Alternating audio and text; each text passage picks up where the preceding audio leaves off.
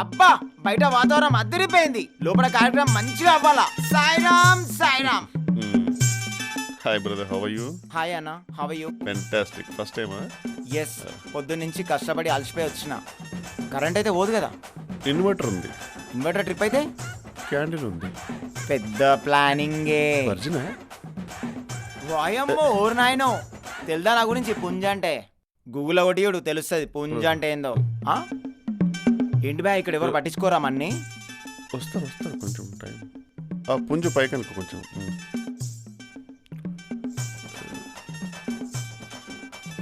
Original అది big punch is coming but nobody is in coming. ఇంట్లో బర్ఫ్ గడ్డలు కరిగిపోతాయి బాబు, ఎవరైనా రండ్రా తొందరగా.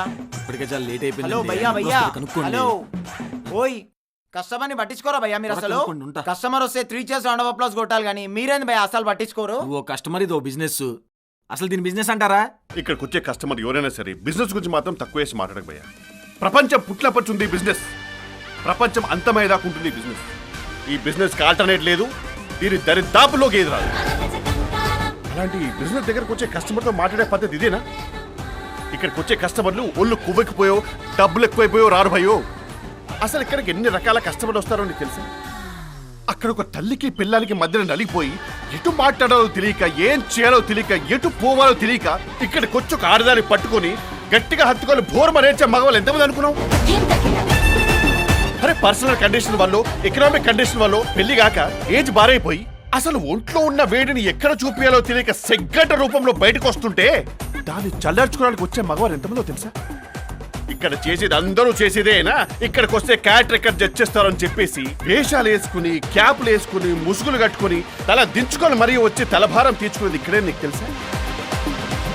ఒక మనిషి కడుపు నిండిన తర్వాత వచ్చే 2 ఆలోచనే ఇది. దీని తర్వాత పరువైనా పవర్ అయినా. అసలు ఒక దేశం పర్యాటక రంగంలో పరుగులు పెట్టించాలంటే పెట్టే ఫస్ట్ బిజినెస్ ఇదే భయ్యో. మన కుర్రాళ్ళు ఉన్నారే, అందరు రూపాయి కూడబెట్టుకుని పట్టలు సర్దుకొని బ్యాంకాక్ వెళ్ళేది అక్కడ ఏదో బంగారం దొరుకుతానో, థాయ్ ఫుడ్ ఉందనో కాదు, అక్కడ ఇది లీగలని.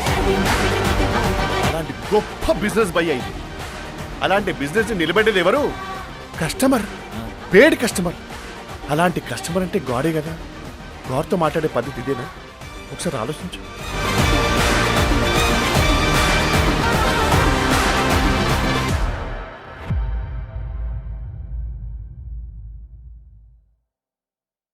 ఏంటి ఎన్జిఓ? ఆగు బాబు, ఏంటి అంకుల్ వెళ్తుంటే ఆపుతున్నారు? ఇప్పుడే ఇలా నల్లపిల్లి వెళ్ళింది. ఎవరైతే ముందుగా ఆ దారిలో వెళ్తారో వాళ్ళకి దరిద్రం అంటుకుంటుంది.